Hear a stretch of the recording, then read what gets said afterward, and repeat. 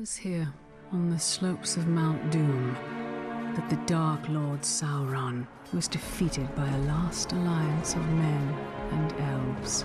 His name was Nazgûl, and he was the orc that delivered the final blow, and his reward was a promotion of power. This orc began my journey to conquering Middle-earth's Shadow of Mordor. Through smooth gameplay and dense terrain, Middle-earth Shadow of Mordor immerses you into a world of captains and war chiefs. Developed by Monolith Studios, this is a game with a lot of familiar territory, using the likes of Lord of the Rings to tell a story, and borrowing gameplay elements from Assassin's Creed or the Batman Arkham series. Finally!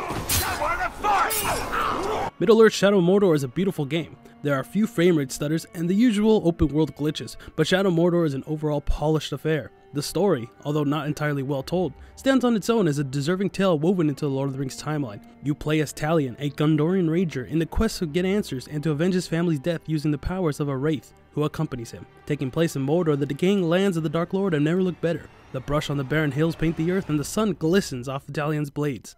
There's a host of side characters along with some familiar faces, but most are all too forgettable. However, the true stars of the show are the orcs themselves. With a seemingly endless supply of unique names and disfigured faces, it seems like you never encounter the same orc twice. Your poison heart will still be flapping like a fish on a hook when I pull it out of your ribcage. It's difficult not to compare Shadow of Mordor to games of the same likeness, but what it does take from other games, it does so with success. Traversing the grand landscapes could not be easier, and every combat finisher leaves you with a sense of immense satisfaction. Combat is fluid and responsive, and if you're slain in the midst of a grand battle, you're never left frustrated. Starting off, it's easy to become overwhelmed with the sheer number of orcs that litter the screen, but throughout your 16-hour campaign, you'll upgrade, collect runes, and eventually turn Talion into an orc exterminator. With special powers that let you slow down time, or being able to ride a Caragor, Shadow of Mordor gives you plenty of choices when taking down Uruks. Though there are stealth mechanics that leave much to be desired, it does serve its purpose well and allows for alternative solutions to various situations. What Shadow of Mordor does bring to the table is a unique nemesis system.